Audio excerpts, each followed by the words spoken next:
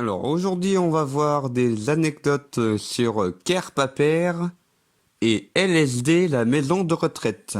Alors d'abord, Kerr Paper. C'est une parodie de La Casa de Papel.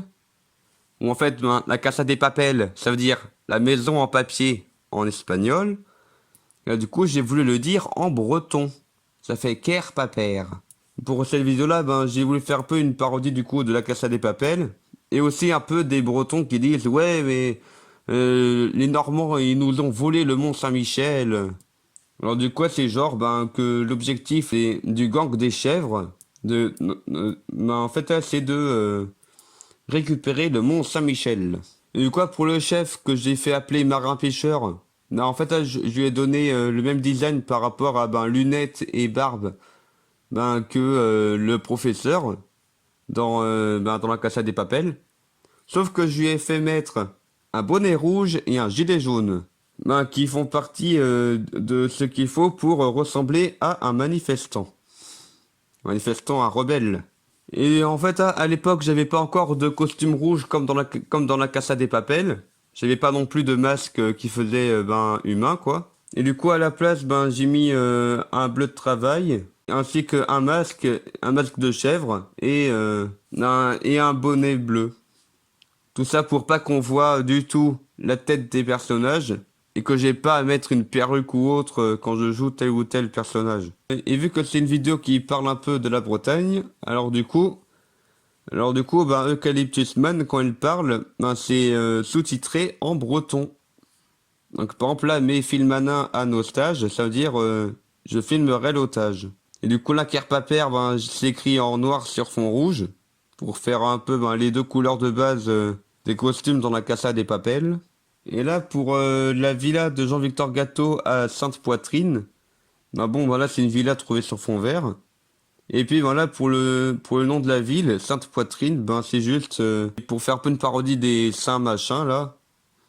Saint, poitrine, voilà, blague facile.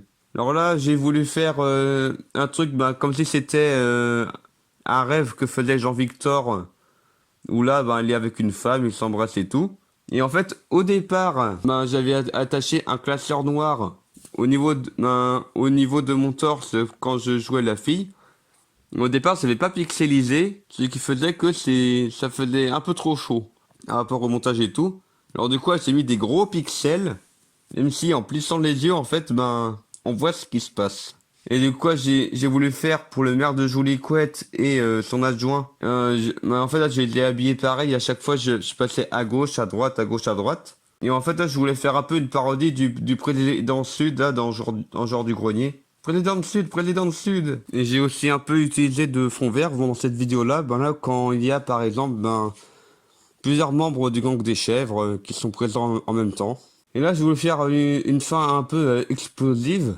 Parce que c'est un truc qui est facile à faire pour dire que tout est cassé. Et j'ai aussi voulu, pour une fois, faire en sorte que après l'explosion, que plutôt que ce soit en mode lol ça a explosé, plutôt oh mon dieu ça a explosé. Donc que ce soit une fin réaliste quoi. Et en fait là c'est aussi le premier coup du coup qu'il y a 14-18 infos avec à chaque fois un petit gag là qui passe en dessous pendant que les journalistes parlent.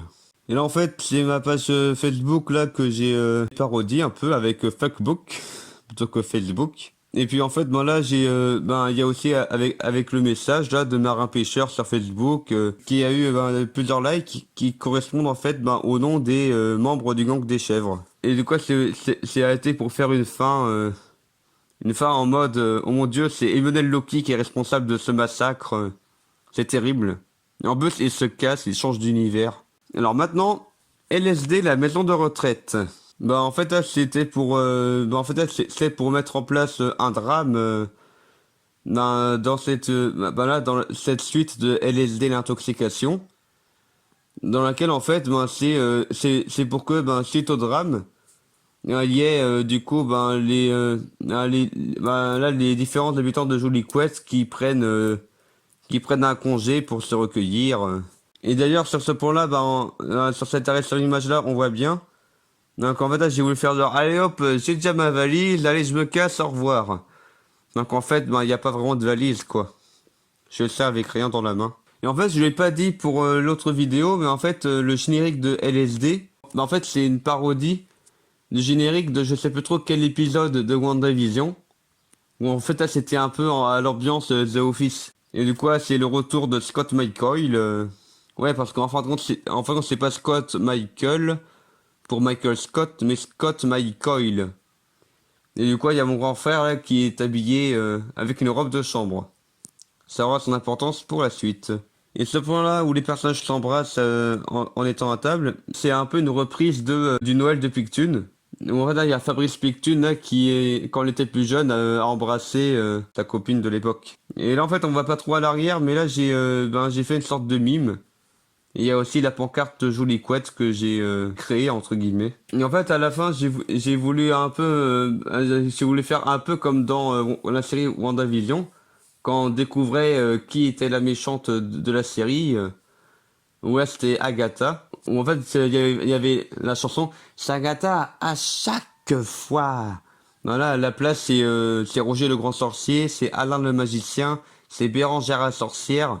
Hein, pour dire un peu que tous les trucs terribles qui sont arrivés à Julie Couette, c'était à cause de lui. Donc par exemple, l'arrestation de Peinture et Spaghetti dans Pirates débiles. Donc en fait, c'est lui qui avait fait apparaître un bouton pour l'alarme en tant que Roger le Grand Sorcier. Après, quand il était devenu Alain le Magicien, c'est lui qui a manipulé un jeune fumeur en lui mettant un pistolet dans la main. C'est lui aussi qui a fait apparaître par magie la cassette dans la boîte aux lettres de Bérangère. Et c'est même lui qui a manipulé le serveur lors de son rencard avec Bérangère. Et aussi le fait que là, il a changé de corps en prenant le corps de Bérangère.